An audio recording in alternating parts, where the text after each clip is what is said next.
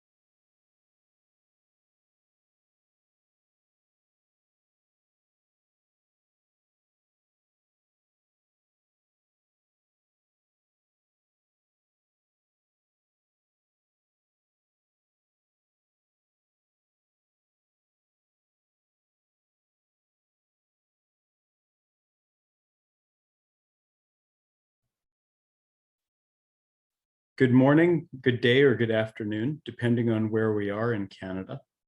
And thank you for attending our Truth and Reconciliation Week session with Phil Fontaine. My name is Steve Greyeyes. I'm the National Education Program Coordinator at the National Center for Truth and Reconciliation, based out of Winnipeg. Phil Fontaine, I have the tremendous pleasure of introducing him. He served as the National Chief of the Assembly of First Nations for 3 terms. Now, Phil is a special advisor to the Royal Bank of Canada and owns Ishgonagan, a company specializing in Indigenous engagement, consultation, and negotiation. So with that, I will turn it over to Phil Fontaine. Thank you so much.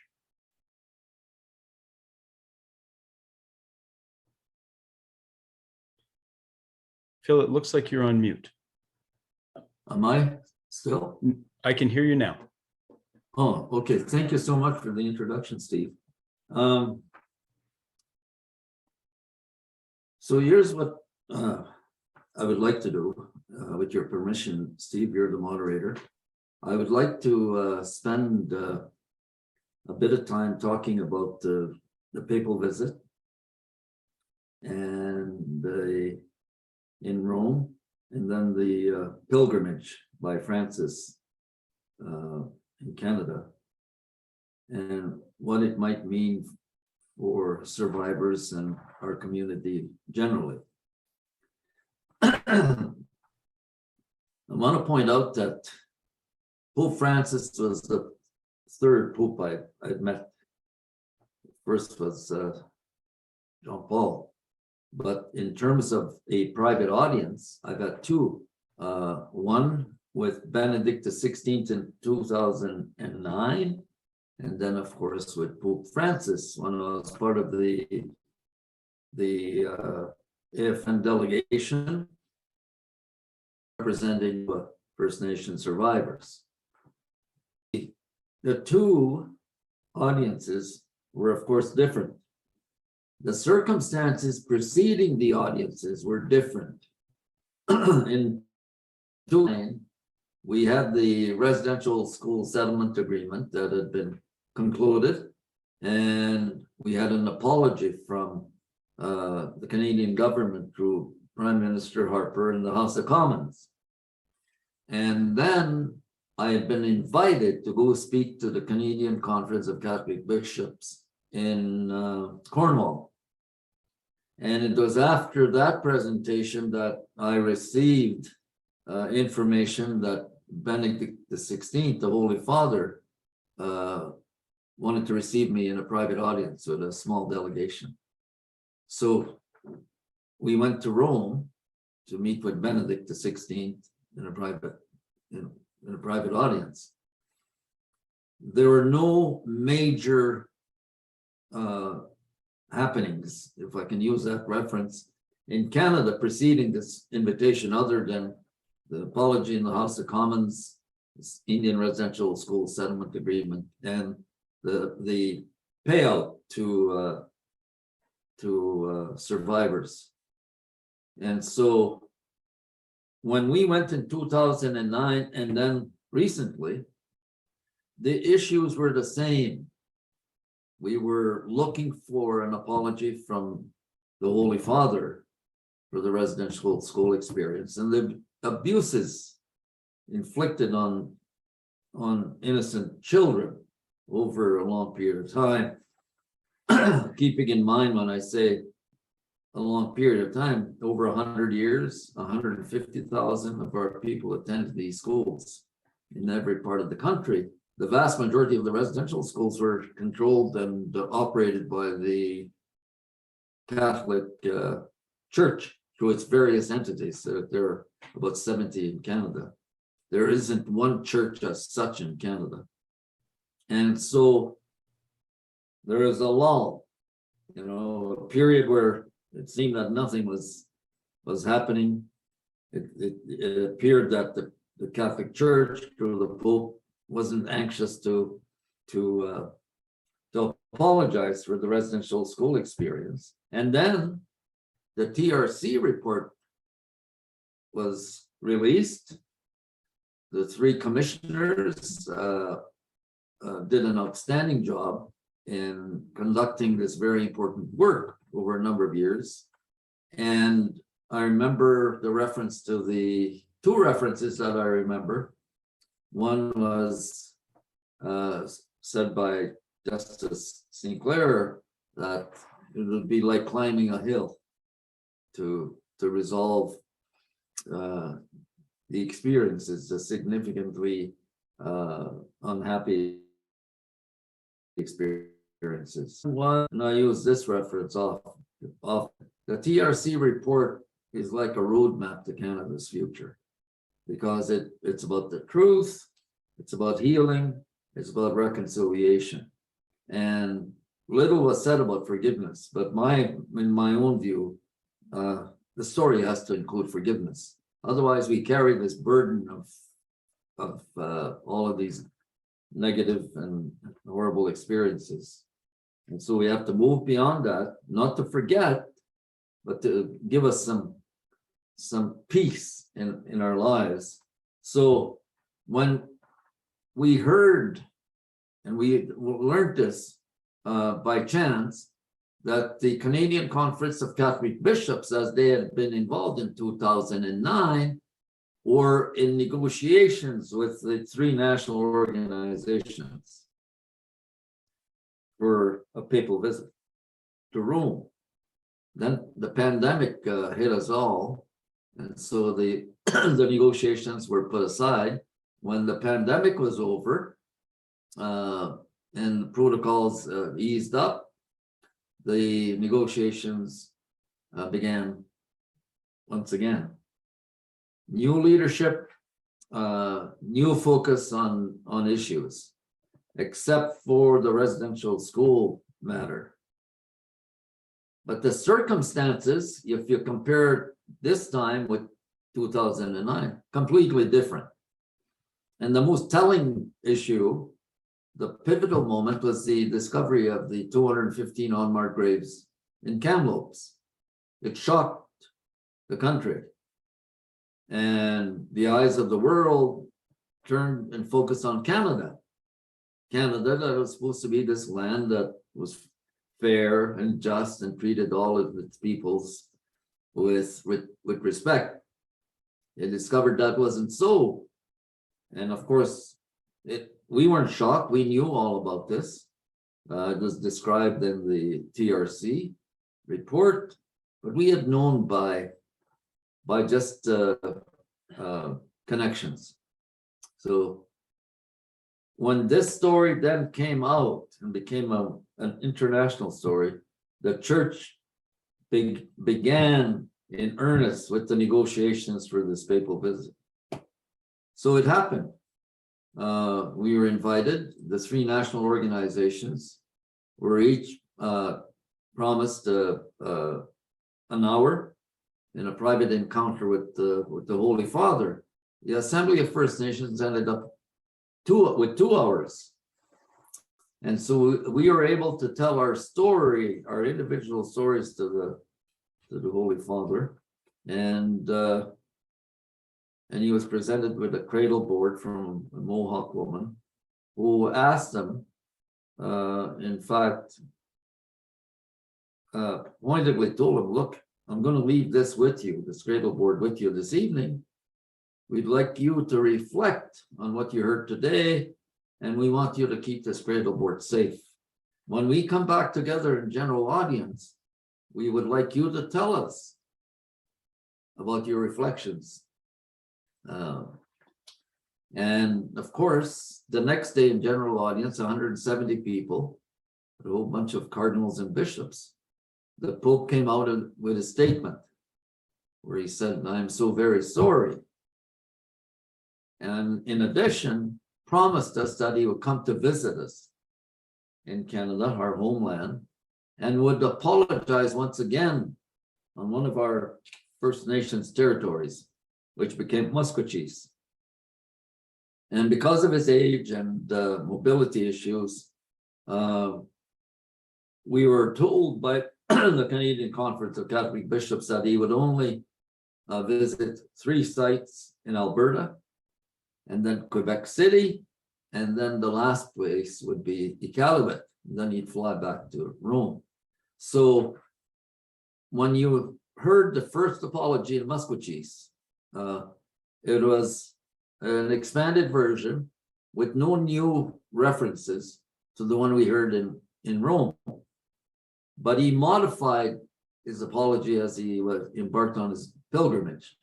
The Prime Minister wondered why he didn't talk about sexual abuse. Well, the next time he spoke, he did reference sexual abuse and the church's responsibility for the experience. And then when he got on the plane, because there was such a rising of angry voices, right? Angry voices came out from different quarters in our country and in our communities. He made this incredible reference that what our people experience in residential schools, but generally, was genocide.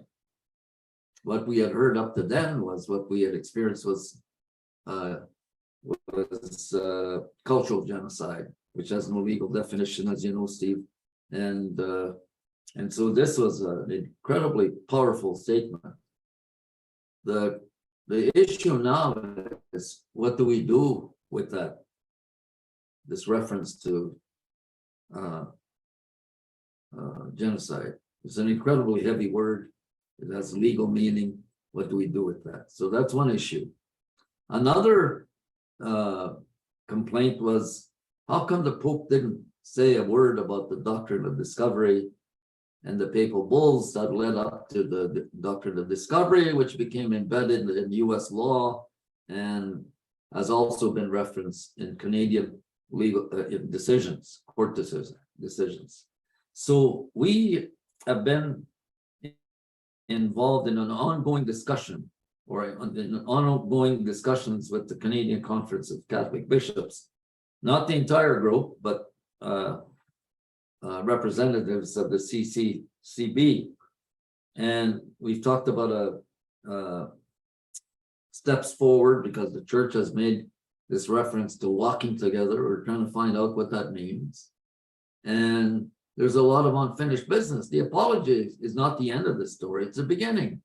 So now we have to figure out, what are we going to do together? And some people have made a big issue of the Doctrine of Discovery and the papal bulls. Others have focused on unmarked graves. And so there are searches with technical equipment being conducted in various communities that have residential schools. They did one in Fort Alexander, Saguin, where a residential school used to be situated on our land. And there are many other communities. So unmarked graves. There's still the unresolved issue of school records. And whenever I think about school records, I know because I've done my own research, the Catholic Church and the various entities kept in meticulous records. The government, on the other hand, destroyed a lot of our records. And I believe that the records that were considered non-essential to government business in terms of its relationship with our people, they're considered non-essential. Attendance records were also destroyed. But I can't say that with any conclusive evidence. But I'm told that's what happened. So there's unmarked records. There's land back. Many of these schools and churches were situated on our lands. So there are no longer any residential schools. So you would think that the land would be returned to our people. Land is a valuable commodity, not just cash-wise, but as a place of refuge and continuity in our lives as First Nations people, whether you're from Muskeg Lake or Sagkeeng or wherever. So that's another issue.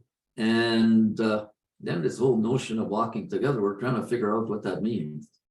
What does that what kind of commitment is that from the Catholic Church entities? And so there's a lot of work ahead of us. And it's now a case of who is going to do the work, right? How is it going to be conducted? What will be done with the results of this joint effort with the bishops and this group of residential school survivors, not national organizations, because the argument has been made that it's not the national organizations that suffered the abuse, but the survivors. But I mean, they represent us. They're our national voice, the Assembly of First Nations, and they represent probably the most powerful voice we have in Canada today. But it must be exercised with a great deal of commitment, and you have to be able to engage and consult with the people you represent. How about if I stop there, Steve, for now? All right. Thank you so much. And I think that for me anyway, listening to you, it generated a lot of questions as well as really filling me in on your perspective. And so I think we can open it up now. If any of the participants would like to pose questions in the chat, those will then be transferred to me and I will pose them. Oh, well, I think that I'm not sure. It could be that polite Canadian reticence, but we don't have any questions. And so since we don't have any questions from the audience right away, I'm curious about what land back might look like in different situations. And you had mentioned the land that the residential schools sat on, and that would be held by a variety of different churches that ran schools in addition to the Roman Catholic Church. But when we hear about land back, what would be your perspective on it as how does land back relate to reconciliation in Canada? Well, land is an important component. It has cash value, but for us, it's more than about money. It's a place that that represents the past, our past, immediate past, but more importantly, our future. And in some cases, we're talking about considerable parcels of land. And so it is really important that we strike a process, establish a process where we can actually zero in on all of the places where the churches occupy land that rightfully belongs to the First Peoples. And then determine how much land we're talking about, put a value to the land, and see if we can resolve this issue, not necessarily through cash, but probably through cash, and keeping in mind that the churches would have been unable to access this land without the federal government saying yes, right? The land was surrendered to these churches, and the government was the only body that could could authorize the surrender of our lands to the churches. So the government is also involved in this. And so we'll have to figure out how best to address this issue. We're talking about thousands of acres of land. It would be my guess. From Zara in Ottawa, what will the Truth and Reconciliation Commission, and I guess and I would extend that to the National Center for Truth and Reconciliation as a successor body, further do in the future to reconcile the wrongs of residential schools? You want to repeat the question, Steve? What will the National Center for Truth and Reconciliation further do in the future to reconcile the wrongs of residential schools? Is a question from our audience. Well, my way of thinking, it's all about records. We have to have access to records. And my own particular interest is in school records, one thing, held by two significant parties, the churches and the government. And I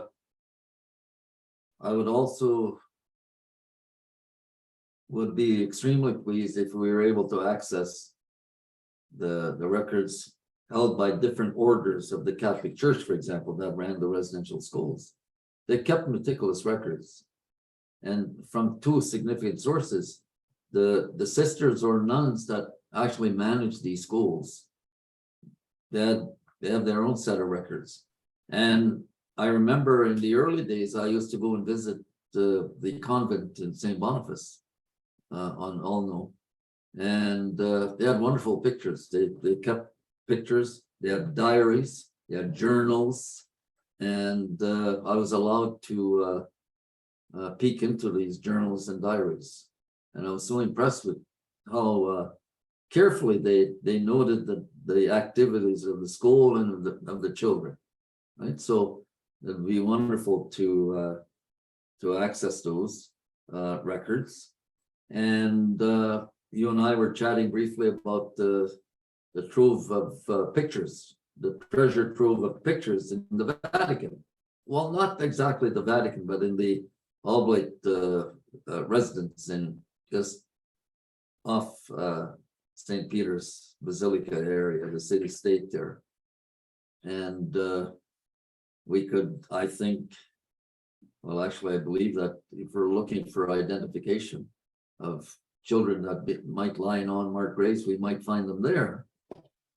I know that the Diocese of St. Boniface provided me a whole bunch of records, including pictures of the industrial school that was situated in St. Boniface, which preceded the residential schools, the boarding schools in different First Nation communities, including ours in Fort Alexander.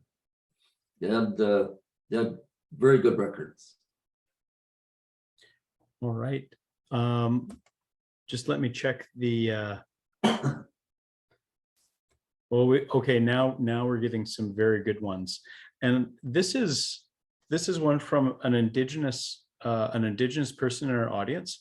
As an Indigenous person, I'm always asked, what can non-Indigenous people do to be good allies? So this is a broad one.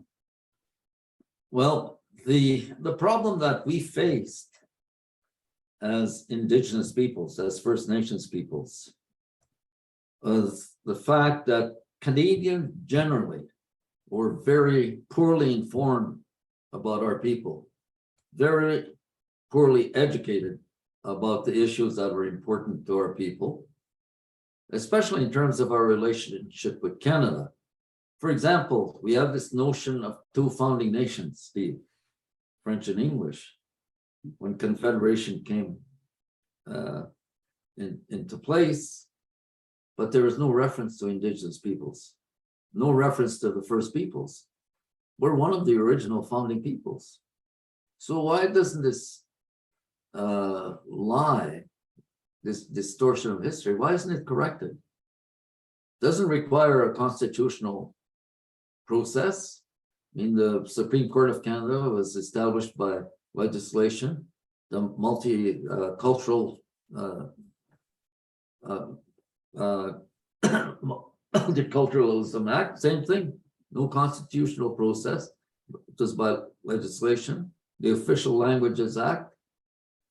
You know, there are ways that we could accomplish this very important historical process to correct the historical wrongs and the misunderstandings that arose out of the fact that we were considered, as Sir John A. Macdonald said in the House, savages. Our parents were savages. You weren't going to send these kids that could read and write back to their savage homes to their savage parents. You wanted to keep them in a central location. And so that was the problem, in my view. The largest, most significant problem was that Canadians were not aware. And those that were aware of the story, I mean, a large number of them would have believed in Sir John A. Macdonald and what he had to say. It took people like this brave doctor that was commissioned to go and report on the state of health conditions in residential schools. And he came back with a major report that was shelved. The Canadian government did not want it public. They wanted, and so the good doctor published the report himself. All right. Now I have one that gets back to your experience quite specifically. Can you explain for our audience the history of so-called Crown land, and is it reasonable to suggest that it should be returned to First Nations communities? When we talk about Crown land, we shouldn't overlook the fact that the Crown was involved, very directly involved in the treaty negotiations that occurred in just about every part of the country. In the West, the number of treaties, 1 to 11. And the treaty negotiations resulted in the exchange of significant parcels of land to the Crown. And in return, we received important promises, commitments, education, medical care, tax exemptions, and that we would be able to continue to hunt, fish, and trap as we had always done. And but we weren't giving up this land to represent control over our lives. But that's what the government did, right? They introduced the Indian Act in 1876. And that became the all-powerful instrument by which the government controlled our people and controlled our lands and controlled our ability to look after ourselves. And the Indian Act is still in effect today.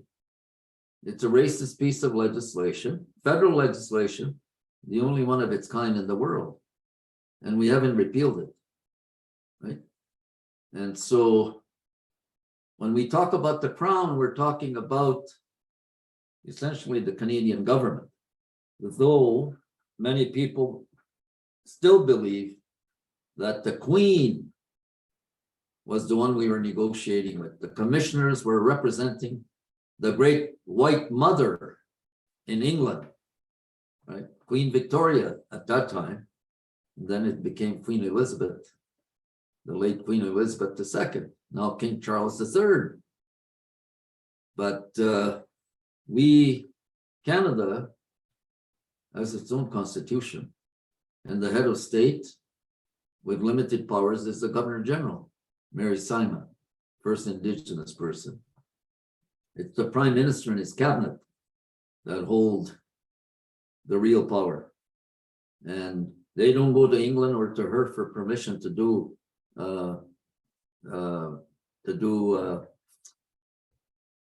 what they have to do as a government. They don't go there for instructions on how to manage the affairs of the Canadian government. But our people still have this, many of our people still have this strong connection to the crown, which is a bit different, a different meaning than Canadian state. Talk about the crown, Canadian, the Queen, and now the King in England. But I mean, King Charles III has limited influence. Maybe a harsh on him at this stage. It's still early. A limited authority over the lives of Canadians, in particular First Nations people. But we were told, for example, I'll give you an example. Maybe I'm being too long-winded with respect to answering that question. So we believe that we were that the treaties were going to be going to represent peaceful coexistence, and we were going to share the riches of the land with other people, right? And the question of self-rule never became part of the equation. We always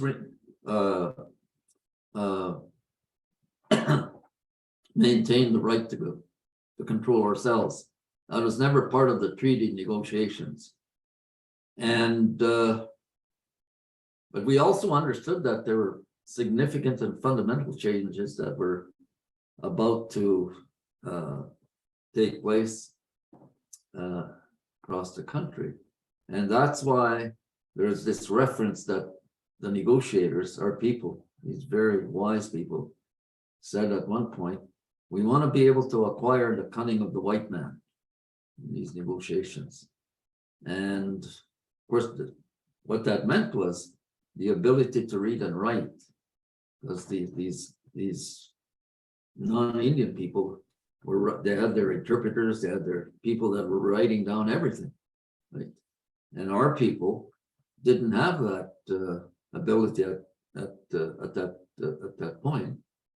They only had that probably when they signed Treaty Number 9 in Northern Ontario, the very first time a provincial government was involved in the treaty negotiations. Prior to that, it was just the federal crown, the federal government. Okay, now let me see if I got this right.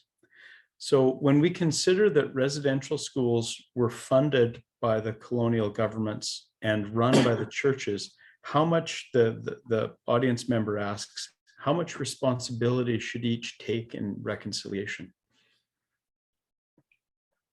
Well, there are different parties to this process of reconciliation. And it really depends on how we define reconciliation, each of us. Could be as well, how do we define it as a family or as a community or as, a large national group? The definition can vary from interest group to interest group. And reconciliation means we're going to reconcile. We were going to make good of what was wrong. We were going to correct the wrongs. And so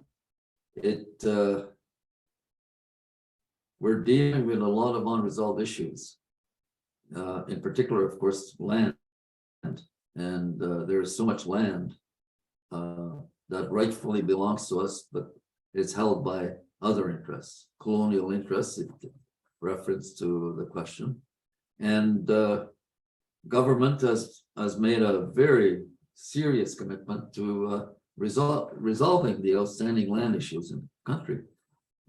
But that's on one hand. On the other hand, they still spend about $60 million a year fighting claimant groups that have legitimate claims to land. $60 million a year at a minimum. So are we talking about someone that's sincere about reconciliation? Well, we can doubt that. We can question that. So there are different parties. You have the government, the federal state, we have provincial governments and municipal governments that have no real power, but they get their power from the provincial governments. we have First Nation governments, the Métis, the Inuit, and then we have an important sector that we quite often don't include in these discussions. I'm talking about the corporate interests in Canada, that control large parts of the Canadian economy, the extractive industry, oil, gas, logging, now high tech, clean energy, the environment, climate. We don't talk much about that, but that's a real problem for us. And you say, well, what kind of problem? Let's think about safe drinking water. There's still a good number of First Nation communities that have boil water advisories. And now, this morning, the Alberta government made a major announcement of, I don't know what they're committing, 400 million or thereabouts, to 26 First Nation communities here in Alberta to acquire equity in the transmission line, the TMX, the expansion of the TMX. 400 million. That's a significant sum of money. I don't know if it's going to be a contribution, if it's going to be a loan, or what the process will be to transfer those resources. So there are a lot of parties, a lot of interest groups that are affected by reconciliation. And it's incumbent upon us to engage with these interest groups and to convince them, if they need convincing, that reconciliation is important to them. And so we would expect them to support our efforts to retrieve our languages, right? The many Indigenous languages that are facing extinction, our customs, our traditions, and all of those are important matters. And most importantly, in my view, is to support our desire to be self-governing peoples with sustainable economies, with our own wealth and wealth that we control, right? A lot of people refer to own source revenue, but I'm talking about wealth creation generally in our communities.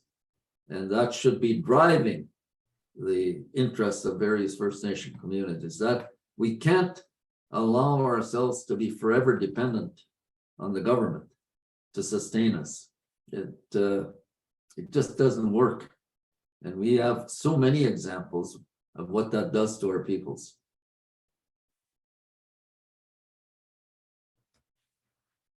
Okay, thank you. I think that any one of these questions could probably be expanded into a day's worth of conversations, and I'd love to listen to it. Now, I have one that's, again, from the audience, that I took the University of Alberta's Indigenous Canada course, and my journey has led me to initially shame and now action. I fully support my new Kawakawaku family. Forgive my pronunciation. I'm wretchedly Anglophonic. How can I insist on updating mainstream educational texts and resources more effectively? That's a challenge for every jurisdiction in the country, every educational institution. Take Alberta. I mean, I thought that Alberta made a commitment to revise its curriculum so that Indigenous or history was taught, right? And that people that wanted to learn one of the Indigenous languages would have the ability to take courses to make that happen.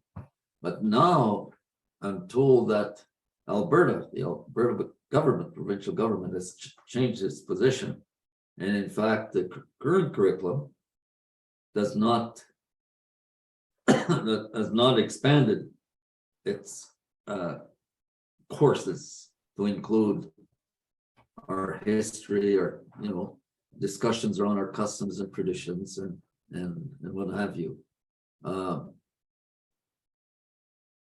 until this happened, I had noticed a change in the way little children, kids were talking. They'd ask questions about Indigenous peoples. And very insightful questions. And it was obvious that they were being taught in their classrooms about our peoples. But with the current stance of the Alberta government, I don't know if that process will continue. So if it doesn't happen in the early stages of education, it becomes more complicated, more difficult as we go on. So in the meantime, it ought to be post-secondary education institutions that pick up this torch and lead us forward. They should be the leaders, whether it's the University of Alberta or the University of Calgary or Lethbridge or the colleges, Mount Royal, just as an example. We're rapidly running out of time. I understand that the audience did not log in today to listen to me, but very briefly, here at the National Center for Truth and Reconciliation, we want to support educators because it's one thing what is in the curriculum and another thing that it's taught in the classroom, and you need the support, you need the resources, and you maybe need a bit of an authoritative voice. And I think that we can play a role in that. So I'm not going to take more of your time, but if you're a classroom teacher and you'd like support, please get in touch with us. Now, if I can make, let's have a look here. I think that we'll make the last one probably the hardest. What are the implications of genocide or the use of the word genocide in terms of the goals of national organizations? Would there be any changes? How do we deal with the matter of genocide in Canada? Well, I spoke to a very high-ranking justice official last night, and we had a discussion on this issue of genocide. And we both agreed that it's a very heavy word, laden with all kinds of very serious implications in terms of the relationship between the First Peoples and the Canadian state, the colonial government. And genocide is about the destruction of a people's, their languages, their customs, their traditions, land, and so I don't know how the government will react to this, but in my view, it's another tool in our toolkit in terms of our efforts to fundamentally change the way the federal government interacts and engages with us in terms of honoring the commitments it made to our peoples over 100 years ago. I'm dealing currently, for example, with two communities that were illegally amalgamated over 100 years ago. Government just with the stroke of a pen said, you are no longer two separate and distinct nations. You are now this nation. And the other two nations that became one had no say in the matter. So we're trying to undo and unravel a lot of the wrongs inflicted by the colonial governments, successive governments. And for example, if you're a treaty, if you're part of a treaty, whether 4, 6, 1, 2, a lot of the land in question on the part of the claims process are lands that were stolen from our people, illegally transferred from our people, illegal surrenders, breach of the federal fiduciary. But what the government has done to make it a little more difficult for us to secure justice is they put a cap on the amount that these claims can realize in terms of compensation, for example. 1. 2, you have to be an Indian Act band in order to access the process of the specific claims process. If you're a non-Indian Act band, you can't access that.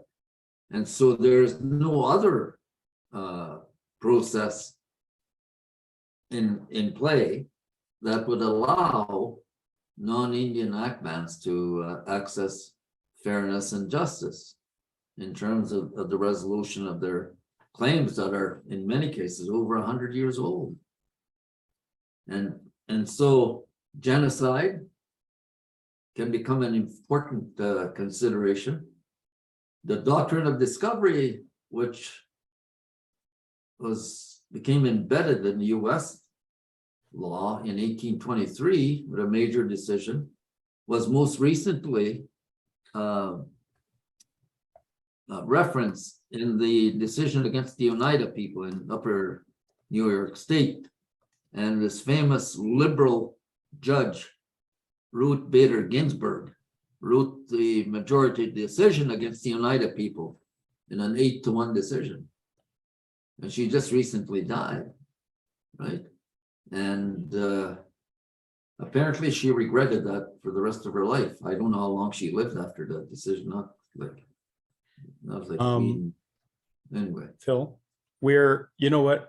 We're victims of our own success. We've had so many good questions that we're rapidly drawing to a close. And so on behalf of the center and our Truth and Reconciliation Week participants, I would like to thank you so much for sharing your wisdom and your insight with us. And I really appreciate it. Do you think I talk too much or what? Nope, I could stay here all day.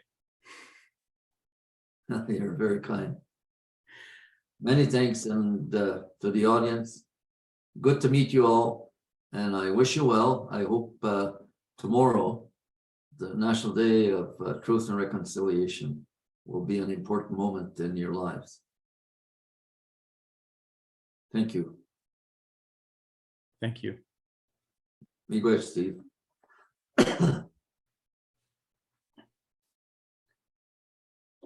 So I'll leave, okay?